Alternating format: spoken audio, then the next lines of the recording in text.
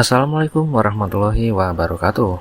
Alhamdulillah, pada minggu pertama bulan Agustus tahun 2023, Pendidikan Guru Penggerak Angkatan 8 memasuki penghujung dari modul 2.1. Dan inilah koneksi antar materi modul 2.1 tentang pembelajaran berdiferensiasi.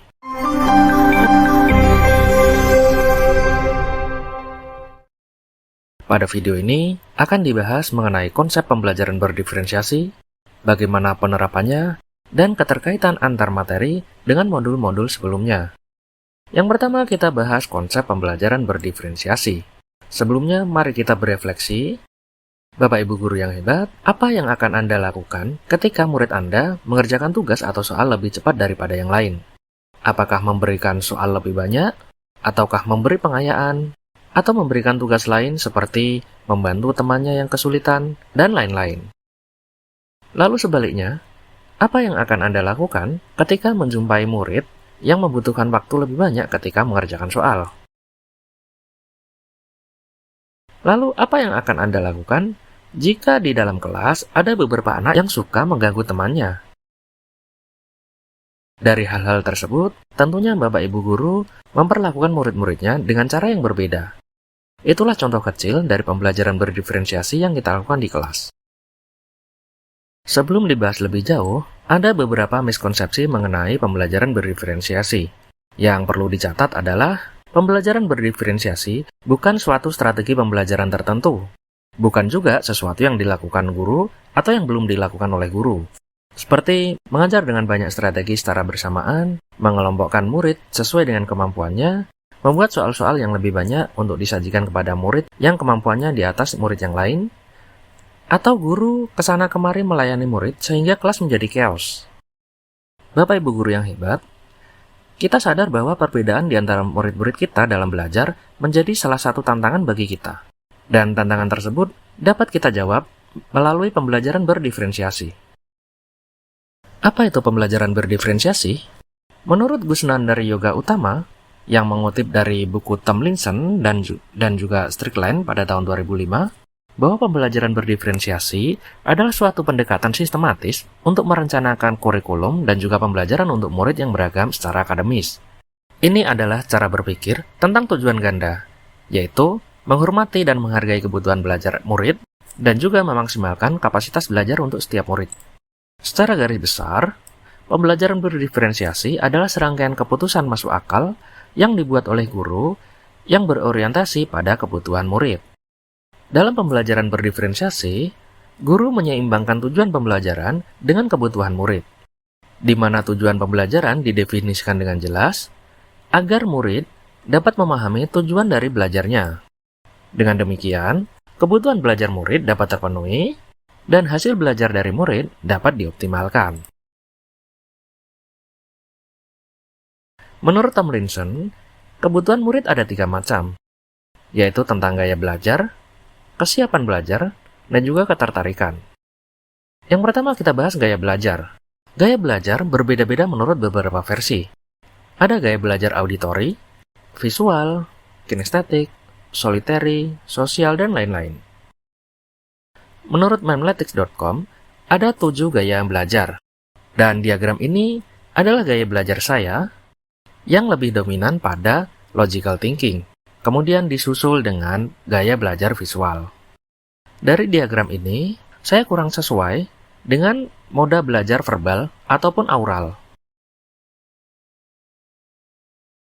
Selanjutnya adalah kesiapan belajar. Menurut Tomlinson, ada beberapa aspek mengenai kesiapan belajar, yaitu bersifat mendasar hingga bersifat transformatif, kemudian bersifat konkret hingga abstrak, sederhana hingga kompleks, terstruktur, atau open-ended, tergantung pada orang lain atau secara mandiri, lambat hingga cepat. Tomlinson membuat equalizer untuk dapat memetakan kesiapan belajar dari murid-muridnya. Kita bisa mengadopsi equalizer oleh Tomlinson. Selanjutnya kebutuhan murid ketiga mengenai ketertarikan atau minat. Masih menurut Tomlinson, minat dari murid-murid kita bisa beraneka ragam, dari seni, literatur, teknologi, bisnis, budaya, dan lain-lain. Dari bermacam ketertarikan tersebut, dapat diekspresikan melalui moda lisan, tertulis, rancang bangun, artistik, hingga layanan masyarakat. Lalu, bagaimana cara berdiferensiasi di kelas? Apakah kita harus menyajikan pembelajaran yang berbeda-beda menurut gaya belajar, kesiapan, dan juga minat anak? Dengan pembelajaran yang berbeda-beda seperti ini, akan muncul pertanyaan, apakah efektif dengan model pembelajaran seperti ini? Apakah efisien dalam penggunaan waktu? Jawabannya tentu tidak efektif dan juga tidak efisien. Untuk melaksanakan pembelajaran berdiferensiasi di kelas, kita perlu menimbang dari aspek kesiapan, ketertarikan, hingga gaya-gaya belajar murid kita dan meramunya menjadi suatu pembelajaran yang koheren. Intinya, kita merancang suatu pembelajaran yang bisa mengakomodir kebutuhan-kebutuhan murid-murid kita. Lalu, bagaimana caranya? Menurut Tomlinson, kita bisa melakukan diferensiasi dengan 3 hal, yaitu konten, proses, dan juga produk. 3 hal ini, kita tidak harus melakukan ketiganya sekaligus.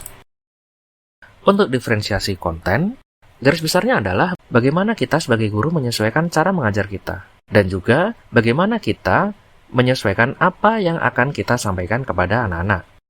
Sebagai contoh, pelajaran matematika di kelas 3. Bisa jadi sebagian murid masih kesulitan dalam menguasai materi pembagian, sedangkan sebagian yang lain sudah menguasai materi pembagian dan mulai belajar mengenai pecahan. Diferensiasi konten berdasarkan kesiapan murid bertujuan untuk menyesuaikan materi atau informasi yang akan dipelajari murid dengan kemampuan murid untuk memahaminya. Sedangkan diferensiasi konten berdasarkan ketertarikan, materi pembelajaran disusun sesuai dengan ketertarikan murid. Misalnya, guru matematika menyajikan bermacam data untuk materi statistika. Misalnya data yang berkaitan dengan fashion, keuangan, catatan alam, dan lain-lain. Kemudian diferensiasi konten berdasarkan gaya belajar. Dalam hal ini, kita pastikan murid kita punya caranya sendiri dalam menguasai materi pembelajaran. Bisa melalui membaca teks, menyimak video, berdiskusi, dan lain-lain. Diferensiasi konten dapat kita lakukan dengan strategi concept-based learning. Concept-based learning adalah usaha untuk menghindari lupa. Karena semakin banyak murid mengingat, ia akan segera lupa ketika memperoleh informasi yang baru. Sehingga, pembelajaran difokuskan pada ide-ide besar atau konsep dari suatu materi. Berikutnya adalah variasi teks dan sumber belajar. Dalam hal ini, kita sediakan beberapa sumber belajar untuk dibaca dan dipelajari oleh murid. Selanjutnya adalah kontrak belajar. Kontrak belajar ini bisa berupa kesepakatan kelas mengenai penggunaan waktu, target belajar, dan juga target capaian. Selanjutnya ada mini lesson. Mini lesson menurut Tomlinson ditempuh dengan cara guru menjelaskan suatu konsep untuk satu kelas secara utuh. Selanjutnya, guru membantu beberapa murid yang kesulitan. Berikutnya, variasikan daya dukung. Dalam hal penyampaian materi, kita bisa didukung oleh rekaman audio, rekaman video, bisa juga dengan tutor sebaya, atau teks yang sudah ditandai sebelumnya. Berikutnya adalah diferensiasi proses. Proses yang dimaksud adalah proses menanya, menggunakan, menganalisis atau memecahkan masalah terkait informasi baru agar informasi tersebut menjadi milik mereka. Dan proses ini biasanya bersifat jangka panjang. Untuk diferensiasi proses berdasarkan kesiapan, antara lain dengan menyesuaikan kompleksitas tugas berdasarkan level pemahaman dan kemampuan murid kita. Kemudian diferensiasi proses berdasarkan minat. Kita bisa memberikan murid pilihan mengenai aspek dari suatu topik untuk dihubungkan dengan ketertarikan mereka.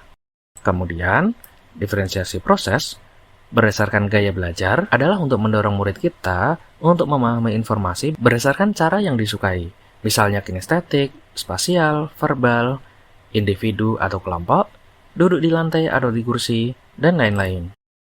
Kemudian, diferensiasi produk.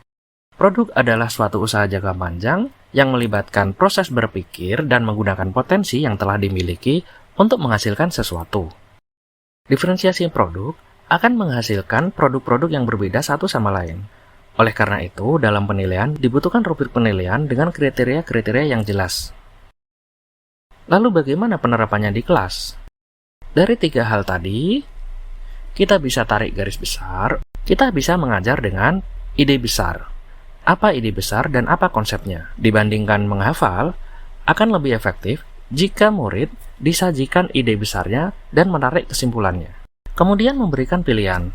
Memberikan pilihan termasuk di dalamnya kita gunakan asesmen awal, kemudian pertanyaan terbuka, tugas paralel, tugas multi-level, dan juga bisa menggunakan teknologi. Menurut Gus Nandar, guru dapat mendiferensiasikan konten, proses, dan produk berdasarkan kesiapan murid, ketertarikan murid, dan gaya belajar murid dengan bagian seperti ini. Lalu bagaimana pembelajaran berdiferensiasi dapat memenuhi kebutuhan belajar murid? Pembelajaran berdiferensiasi dapat memenuhi kebutuhan belajar murid karena didesain untuk bermacam kebutuhan, yaitu kebutuhan gaya belajar, minat, hingga tingkat kesiapan murid yang disusun melalui diferensiasi konten, proses, dan produk. Lalu bagaimana pembelajaran berdiferensiasi membantu mencapai hasil belajar yang optimal? Pembelajaran berdiferensiasi membantu mencapai hasil belajar yang optimal karena dapat membuat murid-murid menjadi nyaman, mengerti apa tujuan mereka belajar, dan juga mereka bisa belajar sesuai minat, gaya belajar, dan juga kesiapan mereka. Berikutnya adalah keterkaitan antar materi. Pembelajaran berdiferensiasi menurut saya adalah suatu bentuk perwujudan dari pemikiran Ki Hajar Dewantara. Bahwasanya Ki Hajar Dewantara berpandangan bahwa setiap anak memiliki potensinya masing-masing yang membutuhkan tuntunan dari orang dewasa. Dan pembelajaran berdiferensiasi adalah usaha kita sebagai orang dewasa untuk menciptakan kondisi terbaik agar murid dapat tumbuh dan berkembang serta menuntun potensinya agar ia semakin baik adabnya. Kemudian, pelaksanaan pembelajaran berdiferensiasi juga memuat nilai-nilai guru penggerak. Pada dasarnya, pembelajaran berdiferensiasi adalah pembelajaran yang berpihak pada murid, sedangkan pelaksanaannya dibutuhkan kemandirian, inovasi, dan juga sifat reflektif untuk terus mengembangkan pembelajarannya sehingga benar-benar sesuai dengan kebutuhan anak-anak kita.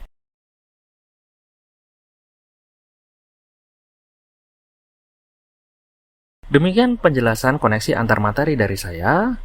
Terima kasih. Wassalamualaikum warahmatullahi wabarakatuh.